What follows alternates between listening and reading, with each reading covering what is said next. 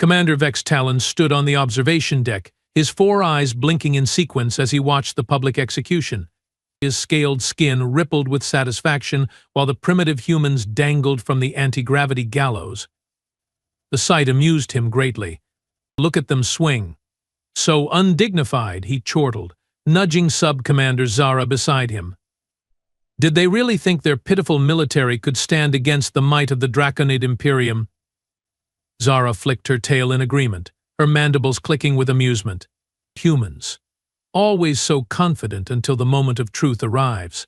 Way below them, in the central plaza of what was once called Washington, D.C., 5 human generals hung suspended in the air, their bodies rotating slowly for the assembled crowd of conquered Earthlings to witness. The anti-gravity field preserved their lives, just barely prolonging their suffering for maximum psychological impact.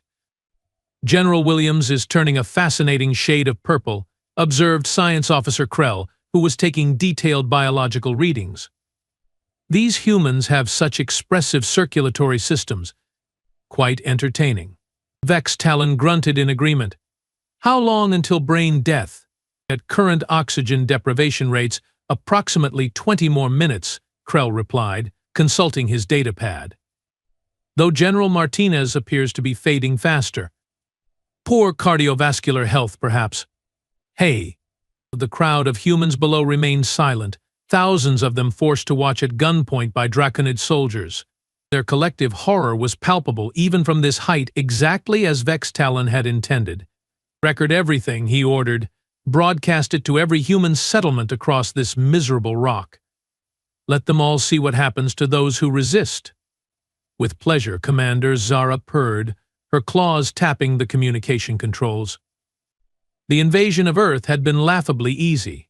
Human technology was centuries behind the Draconid fleet. Their nuclear weapons had been neutralized before they could even launch. Their electronic systems hacked and disabled within hours. Their militaries overwhelmed in less than a week. Such a disappointment, really. Vex Talon had hoped for more of a challenge. Commander, called Lieutenant Nexus from the communication station. The Supreme Overlord is requesting a status update. Vex Talon straightened his posture immediately. Put him through on the private channel. The holographic display flickered to life, revealing the imposing figure of Supreme Overlord Drac Moore, his black scales gleaming under the lights of the Imperial flagship.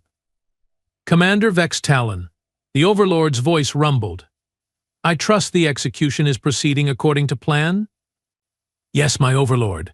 The human military leadership is being eliminated as we speak. Their forces are scattered and disorganized. Earth is yours. The Overlord's mouth twisted into what passed for a smile among their kind. Excellent. And the resistance? Minimal, Overlord. There are scattered pockets, but nothing our troops can't handle. These humans break easily once their chain of command is disrupted. Do not underestimate them, Commander, cautioned the Overlord, his tone suddenly serious. Our intelligence suggests humans are remarkably adaptable. Ensure all military leadership is eliminated. Of course, Overlord. We have captured their top generals and admirals. The execution will send a clear message that resistance is. I don't care about messages, Commander. I care about results. Have you located their emergency command centers?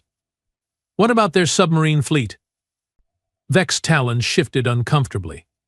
We are tracking down their submarines now. As for emergency command, we believe it was in a facility called NORAD, which we have neutralized. The Overlord's eyes narrowed. You believe? Confirm it, Commander. I want no surprises. Yes, Overlord. Immediately. After the transmission ended, Vex Talon turned to his intelligence officer. Quint, status report on remaining human military assets. Quint, a smaller Draconid with specialized sensor organs, consulted his station. Most surface vessels have been destroyed or captured. Air forces similarly neutralized. We are still tracking approximately 20 nuclear submarines. 3 aircraft carriers unaccounted for. Ground forces are surrendering in large numbers, though guerrilla activities have been reported in several regions. What about their space assets? Minimal threat, Commander. We destroyed their primary military satellites on approach. Their space station surrendered without resistance. Vex Talon nodded, returning his attention to the execution below. The human General Thompson was now shouting something, though the words were inaudible at this distance. Probably final defiance. How predictable. Increase the gravity field on that one, Vex Talon ordered with a dismissive gesture. Let's cut his speech short. The general's face contorted as the invisible force tightened around his throat. Humans and their dramatic last words, Zara said with a snicker. What do they possibly hope to achieve? They are a sentimental species, replied Krell. They believe in concepts like dying with dignity and inspiring future generations. Quite absurd when you think about it. A junior officer approached, saluting nervously. Commander, we have detected unusual communication patterns originating from the human territories in what they call Montana. Specifics, Officer, Vex Talon demanded. It's difficult to pinpoint, sir. Burst transmissions heavily encrypted. Our systems can't break the code. Vex Talon frowned. Direct a reconnaissance squadron to investigate and intensify our signals intelligence efforts. Yes, Commander. As the officer hurried away, Vex Talon returned his attention to the execution. General Williams had stopped struggling. His body hung limply now, though the anti-gravity field kept him from the mercy of death. Krell? Status on Williams? Unconscious but alive, Commander. His vital signs are weakening. Revive him. I want them all conscious for the final phase. Krell manipulated his controls, and below, General Williams jerked back to awareness, his body spasming. Much better, Vex Talon said, baring his teeth. Now, prepare for the broadcast to all human settlements. It's time for my speech. The commander moved to the central platform, adjusting his ceremonial armor as hovering camera drones positioned themselves around him. The backdrop was perfect, the dangling human generals visible behind him, the conquered human capital spread out below. Citizens of Earth, he began, his voice automatically translated into all major human languages by the ship's systems. Your military forces have failed you. Your governments have surrendered. The Draconid Imperium now claims this planet as its newest territory. He paused for effect, enjoying the moment. Resistance is not only futile but punishable by public execution, as these former leaders have discovered. However, the Imperium is merciful to those who accept their proper place. Surrender completely, and you may live as productive subjects under our benevolent rule. Vex Talon gestured to the hanging generals. This is the cost of defiance. This is the price of. Commander. Quint interrupted urgently. We are detecting multiple launch signatures from various locations around the planet. What? Human missiles? Impossible. Our countermeasures. Not missiles, sir. Small craft. Hundreds of them, rising from hidden facilities, oceans, and sir, they appear to be using some kind of propulsion technology we haven't encountered before. Vex Talon snarled. Show me. The tactical display activated, showing a swarm of small signatures rising from Earth's surface. Analysis, Krell. The science officer was frantically reviewing data. Unknown technology, Commander. Not standard chemical rockets. Not ion drives. Some kind of the energy readings are off the charts. Weapons? Unclear, but... Commander, Quint broke in again, his voice rising in pitch. We are receiving a transmission. From Earth. They are requesting to speak with you directly. Vex Talon straightened his posture. Put it through. Let's hear what desperate plea these humans have to offer. The main screen flickered, and a human face appeared. A female with dark skin and close-cropped gray hair. She wore a simple black uniform with no insignia. This is Director Amanda Foster of Earth Defense Network, she said calmly. To whom am I speaking? Vex Talon stepped forward. Commander Vex Talon of the Draconid Imperium. Your surrender has already been accepted, human. This communication is unnecessary. The woman's expression didn't change. No surrender was offered, Commander. The individuals you have captured and executed were exactly what we wanted you to find. A cold feeling spread through Vex Talon's gut. Explain yourself. Those generals were part of our conventional forces. Important, yes, but not irreplaceable. You see, Earth has always prepared for this day. We call it the Great Filter, the moment when humanity would face an existential threat from beyond our world. Vex Talon laughed, though it sounded forced even to his own ears. And you believe you are prepared for us? Your technology is primitive, your weapons ineffective, your resistance broken. Foster smiled slightly. That's what we wanted you to think. While you were focused on our conventional military assets, you failed to notice Earth's true defensive capabilities. Those small craft your sensors are detecting, that's just the beginning. On the tactical display, the swarm of Earth vessels was growing, now numbering in the thousands. You have activated Protocol Zero, Foster continued. It's quite simple. When hostile aliens attempt to conquer Earth and believe they have won, we reveal our actual technological capabilities. The impossible, Krell blurted out. Our intelligence was exactly what we fed you, Foster finished. For decades, we have maintained the appearance of technological inferiority while developing our real defenses in secret. Those generals you are so proudly executing? They volunteered for their roles, knowing they would serve as the trigger for Protocol Zero if captured. Vex Talon's scales bristled with rage. You are bluffing. This is a desperate attempt to. Commander, interrupted Quint, the human vessels are taking up positions around our fleet.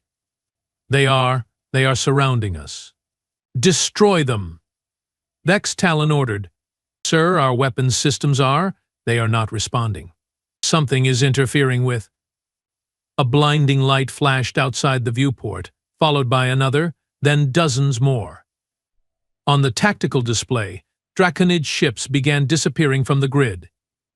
What you are witnessing, Foster explained calmly, is the neutralization of your invasion force.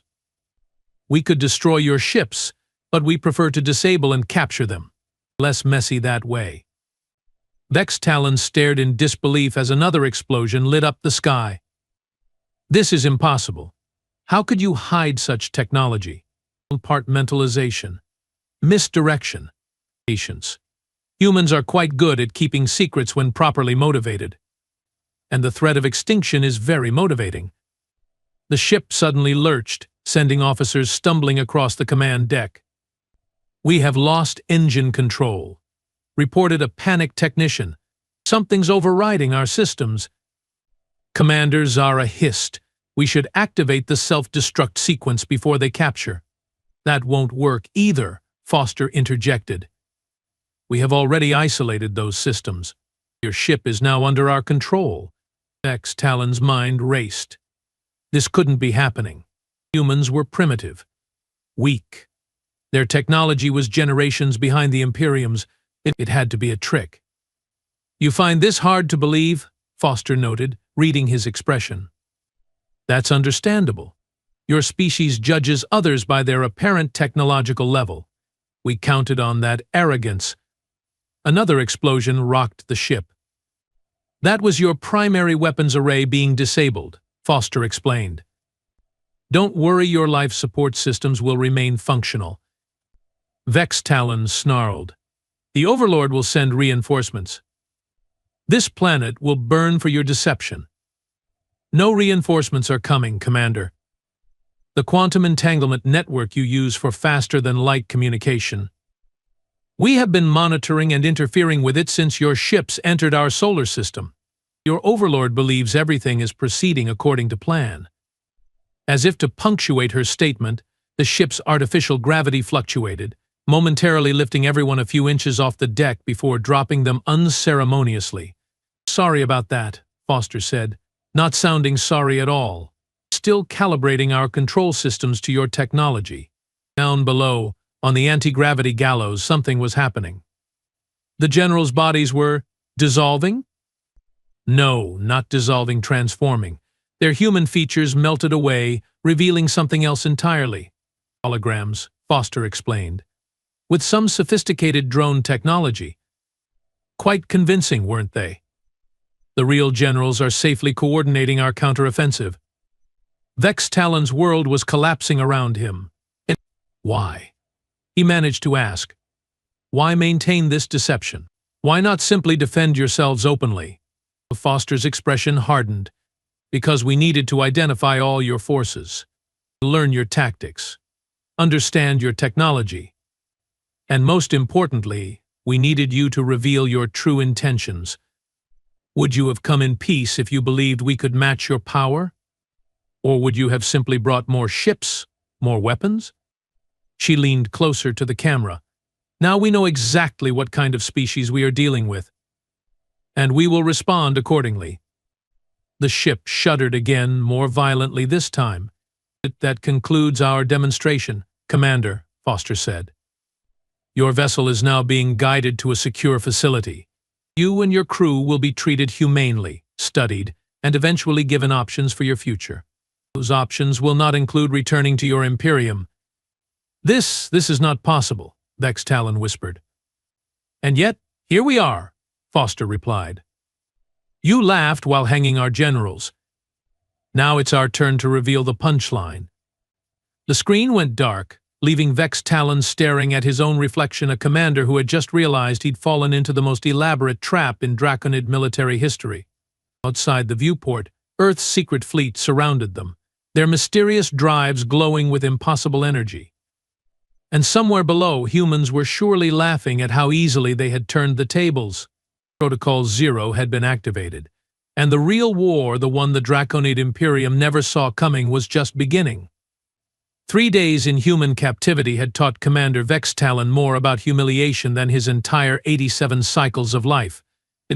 His once pristine command uniform hung in tatters around his scaled frame, and the temperature in his cell, deliberately kept cooler than Draconid comfort levels, made his movements sluggish and his thoughts foggy. Wakey, wakey, eggs and bakey, announced the human guard, Parker, sliding a tray through the small opening in the transparent barrier. Though I guess you prefer your meat raw, huh, Commander Lizardface? Vex Talon didn't respond. He'd learned that engaging with the guards only encouraged their mockery. Silent treatment again? Suit yourself. Parker tapped the barrier. Director Foster wants to see you in an hour. Try to look presentable, though that might be asking too much. After the guard left, Vex Talon reluctantly examined the food tray. More cooked meat and vegetation. His species could eat it, but barely. Another calculated discomfort. The humans were surprisingly sophisticated in their psychological tactics. Vex Talon's ship, the Imperium's proud flagship, Inevitable Conquest, had been captured intact and towed to a facility buried deep within a mountain range. Most of his crew were being held in a separate location. Only his senior officers shared this prison, kept in individual cells along the same corridor. Seen through the transparent wall, he could see Sub-Commander Zara in the cell opposite.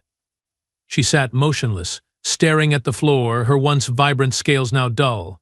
Science Officer Krell occupied the cell to his right, constantly scribbling notes about their captivity on scraps of material, maintaining the pretense of scientific observation even now. Vex Talon picked at the food, his mind replaying the catastrophic defeat for the 1000th time. But how had the humans concealed such technology? How had the Imperium's intelligence been so completely wrong? An hour later, 4 guards arrived to escort him to Director Foster. They secured his limbs with energy restraints that prevented any aggressive movement while allowing him to walk. Quite a change from your observation deck, isn't it, Commander? One guard remarked as they marched through the facility. No more anti-gravity executions for you to enjoy. The hallways were bustling with humans in various uniforms, many examining pieces of Draconid technology harvested from captured ships. They passed a laboratory where technicians were disassembling a Draconid pulse rifle, casually improving its design as they studied it. They entered a large chamber dominated by holographic displays showing the status of the human counteroffensive. Vex Talon's heart sank as he recognized the tactical patterns. The humans weren't just defending Earth, they were systematically isolating and capturing every Draconid vessel in the solar system. Director Foster stood at the center of this hive of activity, calmly issuing orders to subordinates who hurried to comply. She looked exactly as she had during their first communication, composed, confident, and utterly unimpressed by the alien invasion force. Commander Vex Talon, she acknowledged without looking up from her datapad. I trust your accommodations are adequate. You know they are not, he growled. Comparable to how you planned to house human prisoners, according to the files we recovered from your ship. Perhaps even more comfortable. She finally looked at him. Consider yourself fortunate. What do you want from me? Foster gestured to the displays. Nothing, really. Your tactical knowledge is already outdated. Your technology, while advanced, has obvious limitations our engineers are addressing. Your crew is providing all the biological data we need. She took a step closer. This meeting is more of a courtesy, an opportunity to show you what Protocol Zero really means for your Imperium. She waved a hand, and the central display changed to show a massive spaceship unlike anything in the Draconid fleet. Its design was sleek yet functional, with no wasted elements. Energy signatures pulsed along its hull. The EDS Reckoning, Foster explained. Earth defense ship, first of its class. There are 20 more like it, hidden in various locations throughout our solar system. They have never been deployed, until now. Vex Talon stared at the vessel. Its size rivaled the Imperium's largest dreadnoughts, but its design was completely alien to his experience. Impossible, he muttered. Such ships cannot be hidden. Can't they? We built them in segments, deep within planetoids and moons, using materials that absorb or deflect standard scanning methods. Your surveillance never detected them because you were looking for the wrong signatures. The display shifted to show the ship accelerating, then simply vanishing. What was that? Vex Talon demanded. For that, Commander, was our version of faster-than-light travel. Not dependent on jump points like your system. Not limited by quantum entanglement constraints. True interstellar capability. The implications hit Vex Talon like a physical blow. If humans could travel between stars without using the established jump network controlled by the Imperium. You are bluffing, he said weakly. Foster smiled. The Reckoning reached your nearest outpost at Proxima Centauri 20 hours ago. It's already on its way to the next Draconid colony. She tapped another control, and the display showed footage from what must be the Proxima outpost Draconid soldiers surrendering to human forces in advanced combat suits. We are not destroying your outposts, Foster explained. Just repurposing them.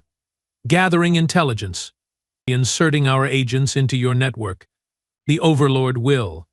Supreme Overlord Drakmor has received confirmation that Earth has been successfully conquered, Foster interrupted. At least, that's what the report said. It came through your authenticated channels, using your encryption protocols, bearing your personal codes. She smiled thinly. We are quite good at signals intelligence, you see. Your communications network is rather primitive by our standards. Quite easy to infiltrate once we understood its basic architecture. Vex Talon's legs nearly gave out beneath him. You have doomed yourselves. When the Overlord discovers this deception, he will what? Send more ships for us to capture. Deploy worse weapons for us to turn against you? Foster shook her head. Your species has a fundamental misunderstanding of humanity, Commander. You saw our apparent technological limitations and assumed we were weak. A fatal error. The displays around the room changed again, showing different aspects of Earth's hidden capabilities. Orbital defense platforms emerging from camouflaged positions. Manufacturing facilities buried deep beneath mountains. Training centers where soldiers practiced with weapons far beyond what the Draconid scouts had reported.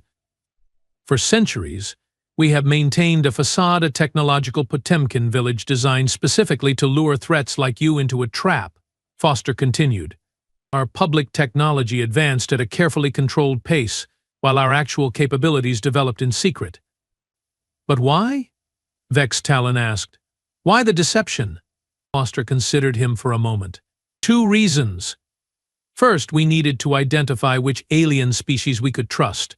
Those who approached us peacefully despite our apparent vulnerability proved themselves worthy of diplomatic relations. And the second? Awe. We needed to identify threats like you expansionist empires that prey on what they perceive as weaker species.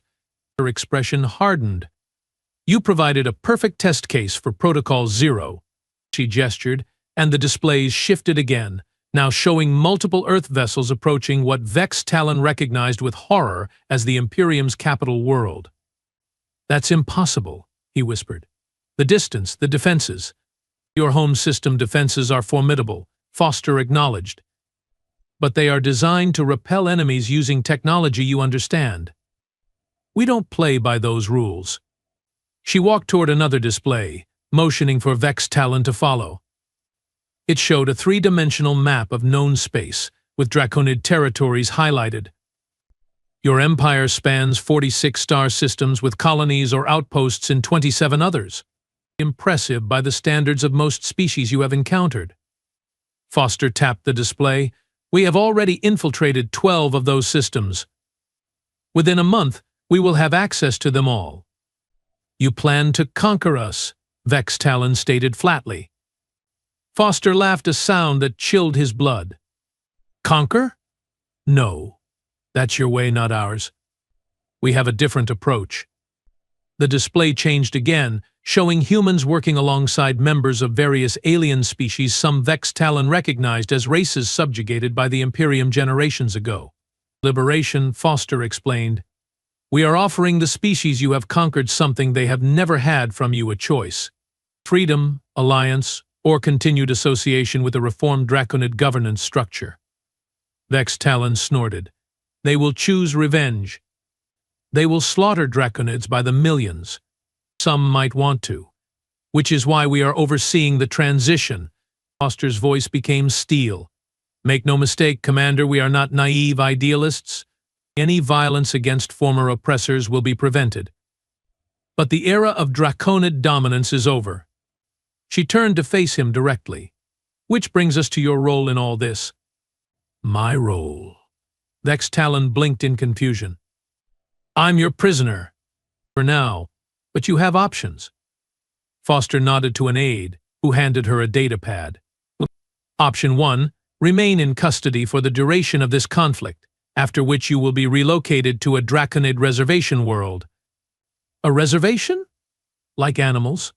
Like a defeated people who need time to adjust to a new reality, Foster corrected. Option 2. Assist us in communicating with your leadership, facilitating a smoother transition and potentially saving millions of lives on both sides. Vex Talon stared at her. You want me to betray the Imperium? I want you to help your people adapt to their new circumstances. The Imperium as you knew it is finished, Commander. That's not negotiable.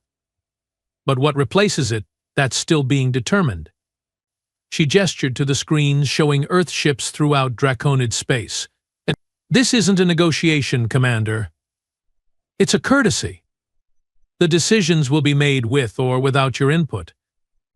Vex Talon felt something he'd rarely experienced: genuine fear for his civilization's future.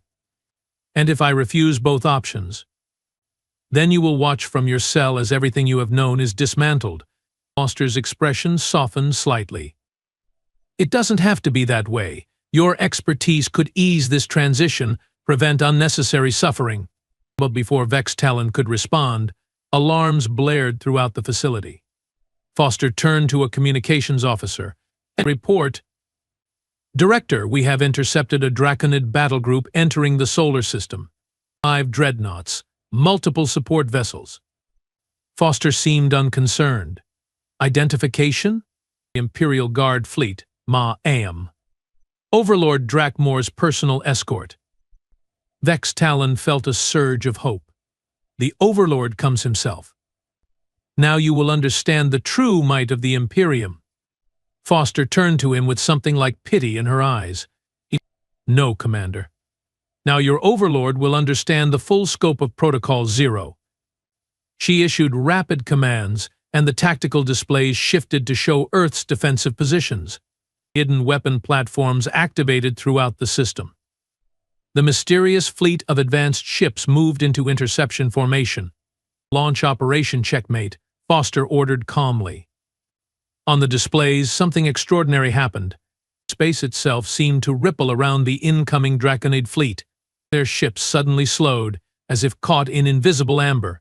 Localized space-time manipulation, Foster explained, noting Vex Talon's confusion. We are adjusting the physical constants within a defined bubble around their fleet. Their engines are still functioning at full power, but the space they are trying to move through has different properties now. That's beyond theoretical physics, Krell stammered from where he stood with his own guards, having been brought to witness this demonstration as well. For you, perhaps, Foster replied. We have had functional gravity manipulation for over a century. This is simply an extension of those principles. The Draconid fleet, now moving at a fraction of their normal speed, was surrounded by Earth vessels that seemed to blink into existence around them. Boarding teams deployed, reported a tactical officer. Targeted systems neutralization in progress. No, Vex Talon whispered as he watched the Overlord's mighty fleet being systematically disabled without firing a single shot. No, this cannot be happening. Accept reality, Commander, Foster said quietly. Your Overlord will be our guest within the hour. Just as you are. Vex Talon stared at the displays in disbelief. The pride of the Imperium, rendered impotent by technology he couldn't begin to comprehend. How? He finally asked. How did humans develop such capabilities in secret? Foster considered the question. Necessity, unity of purpose, and fear a powerful motivator. She gestured to the stars on the display. We detected your scout ships generations ago. We intercepted communications from your exploration vessels. We knew what was coming, but the technology gap is deliberate. Foster nodded to a lieutenant, who brought forward what looked like a small metal cube. This device contains the complete specifications for your most advanced warship. We recovered it from your vessel's databanks. She set it on a table between them.